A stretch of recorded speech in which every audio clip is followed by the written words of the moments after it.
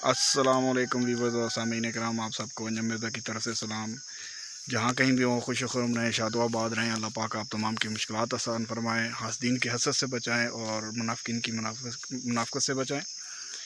इस दुआ के साथ आज का व्लॉग शुरू करते हैं। आज का व्लॉग जो है वो अपने डेरे का आपको थोड़ा सा व्यू दिखाऊँगा और बताऊँगा थोड़ा बहुत माल मवेशियों के बारे में भी। और अल्हम्दुलिल्लाह ये जो आपके सामने नज़र आ रही है ब्लैक एंड वाइट, ये अमेरिकन और फ्रीजियन मिक्स गाय है। और उसके साथ वो जो ब्लैक वाली है वो जो है जर्सी,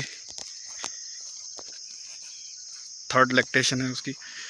और अल्हम्दुलिल्लाह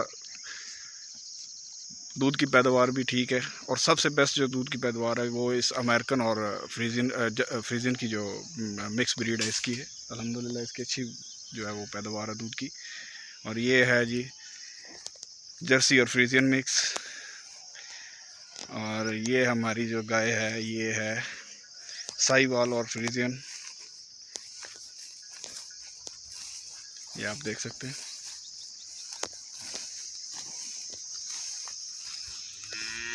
ये अब वैसे तो हम इनको बेसिकली खोलते नहीं हैं, इनको जो है बांध के ही चारा डालते हैं। लेकिन आजकल जो है वो बारिशों की वजह से थोड़ा सा बहार आ गई है, घास उग पड़े हैं, तो इसलिए हम इनको जो है थोड़ी देर के लिए चराते हैं, घंटा डेढ़ जो है, ताकि ये थोड़ा बहुत एक्टिव रहें। चलने फिरने से इनकी थोड़ी बहुत वर्जिश हो, इससे भी जो दूध में भी फ़र्क पड़ता है और सेहत में भी फ़र्क पड़ता है। और थोड़ा बहुत चारे का भी जो है ना वो यूसेज कम हो जाता है। इसलिए जो है थोड़ी देर के लिए हम इनको घंटा डेढ़ सुबह और घंटा डेढ़ शाम को जो है ना वो हम इनको घुमाते फिराते हैं।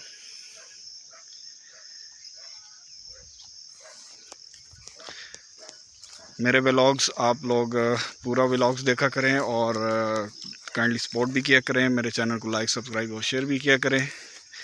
जितनी सपोर्ट आप लोग करेंगे इतना ही ज़्यादा मैं जो है अच्छे तरीके से वीडियो भी बना सकूँगा और आप लोगों के साथ जो है वो तमाम मालूमात शेयर भी कर सकूँगा।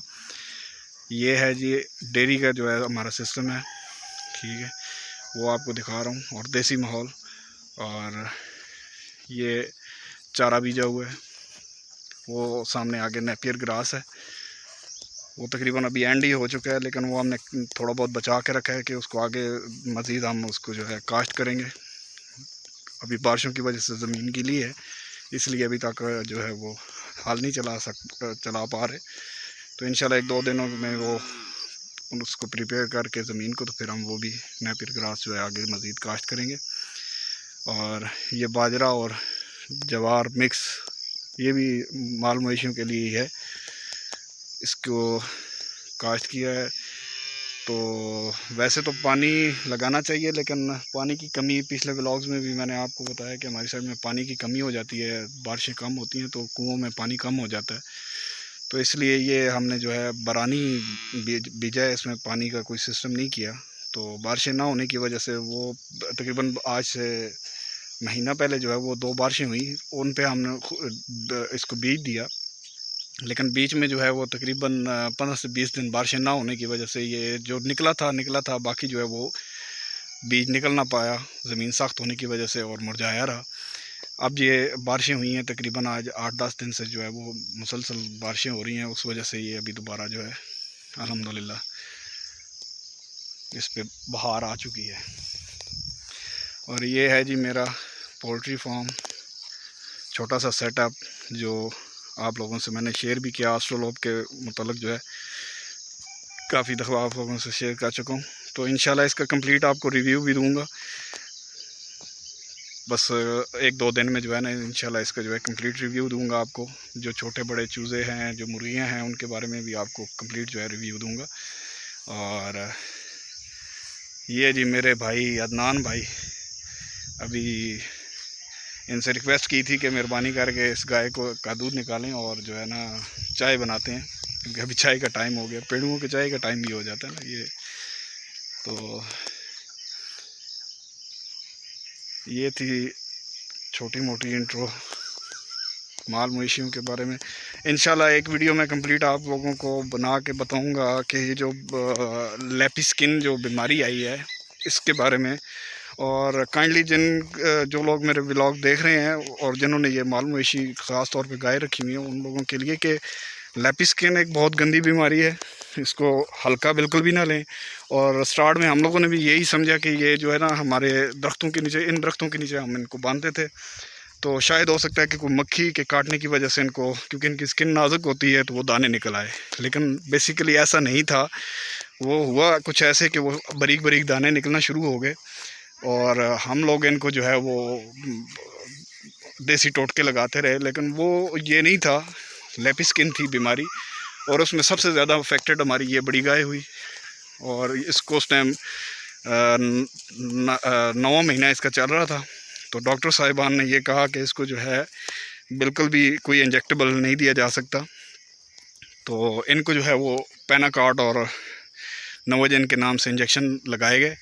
लेकिन जो डॉक्टर साहब ने एक हमें एडवाइस की, ब्रूफन और एवल गोलियां जो हैं, जो आम मेडिकल स्टोर से बच्चों के जो है आम इंसानी जो मेडिकल स्टोर हैं उनसे अवेल हैं इजीली, तो वो हमने यूज़ की और इसकी इंतहाई बुरी हालत थी।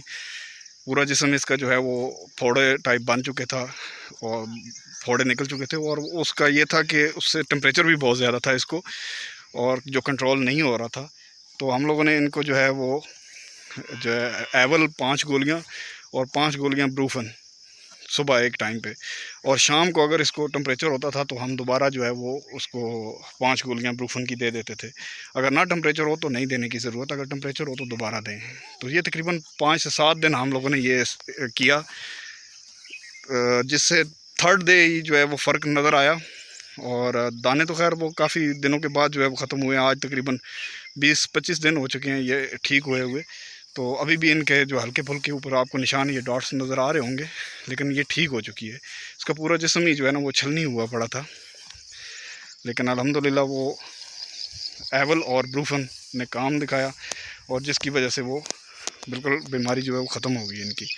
और मैं यही रिकमेंड करूँगा कि डॉक्टर साहिबान के पास जाएँ, ज़रूर जाएँ, मशवरा करें, लेकिन सबसे बेस्ट जो है वो एवल और ब्रूफन ही है। अगर आपको हल्के फुल्के भी दाने नज़र आएँ तो उसको लाइट मत लें, फ़ौरन उनको एवल और ब्रूफन जो है वो दें, जिससे जो है इंशाल्लाह जो है वो फ़र्क पड़ेगा। थर्ड डे जो है इसको फ़र्क पड़ गया और टेम्परेचर भी डाउन हो गया और इसने खाना पीना भी छोड़ दिया। और उस टेम्परेचर की वजह से ये होता है कि पानी नहीं पीती, खाना नहीं खाती, चारा नहीं खाती, तो कमज़ोर होना शुरू हो जाती हैं। अभी आप देख सकते हैं कि ये काफ़ी कमज़ोर, अब तो फिर काफ़ी बेहतर है। बिल्कुल ये ऐसी इतनी कमज़ोर हो चुकी थी कि इससे चलने भी जो है वो दुश्वार हो गया था, इसके लिए मुहाल हो चुका था चलना फिरना भी। और तकरीबन चौथे 5वें दिन जो है ना वो बिल्कुल जो है गाय नॉर्मल कंडीशन में आ चुकी थी और तकरीबन 8 से 10 दिन में जो है वो इसके दाने भी आहिस्ता आहिस्ता जो है ना वो ख़त्म होना शुरू हो गए। तो ये काइंडली मेरा तमाम जो है डेयरी वाले हैं जो, उन लोगों से ये रिक्वेस्ट है कि आप लोग ज़्यादा जो है वो डॉक्टर इंजेक्टेबल पे मत जाएं, एवल और ब्रूफन को इस्तेमाल करें। और उसका रिज़ल्ट सिर्फ हमारे जो है माल मवेशियन पे नहीं, जो हमारे गिरदनवा में भी जिनको आया उन लोगों को भी हम लोगों ने बताया और अल्हम्दुलिल्लाह वो भी लोग उनके भी जो है माल मवेशी सर्वाइव कर गए। बाकी तो आपको पता है, जो लोग इस फील्ड से वाबस्ता है उन लोगों को पता है कि काफ़ी लोगों का नुकसान हुआ है। अल्लाह पाक इस बीमारी से बचाए और महफूज रखे सबको, क्योंकि आजकल के दौर में तो बहुत मुश्किल है कि आप बकरी का बच्चा भी ख़रीदना मुश्किल हो चुका है। तो जो आपके पास है उसको भी बचाना एक बहुत बड़ी मशक्क़त तलब काम हो चुका है, क्योंकि बीमारियां नित रोज़ एक नई बीमारी के साथ जो है वो दिन निकलता है। लेकिन जितनी केयर करेंगे उतना ही इंशाल्लाह फ़ायदा होगा आपको। और लेपी स्किन के बारे में ये आपको बताया, और इंशाल्लाह ये एक आज़मूदा जो है टोटका है और इंशाल्लाह इससे आपको अफाका होगा और इसको ज़रूर आजमाएं।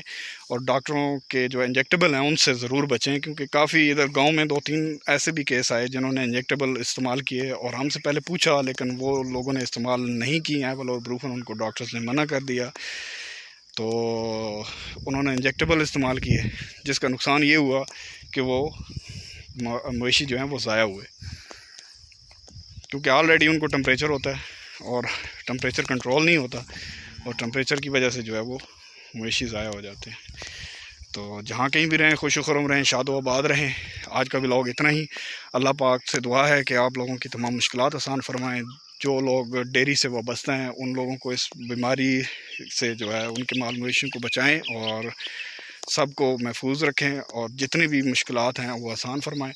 मेरा चैनल लाइक और सब्सक्राइब और शेयर कीजिएगा, और जितनी सपोर्ट हो सके वो करें, ताकि मैं आप लोगों के लिए अच्छी से अच्छी वीडियो बना सकूं, आप लोगों के साथ जो है तमाम मालूमात शेयर कर सकूं। तो वैसे भी न्यू यूट्यूबर्स को आप लोगों को सपोर्ट करना चाहिए। तो इसी दुआ और इसी मैसेज के साथ आज का व्लॉग ख़त्म करते हैं। पाकिस्तान जिंदाबाद। अल्लाह हाफिज़।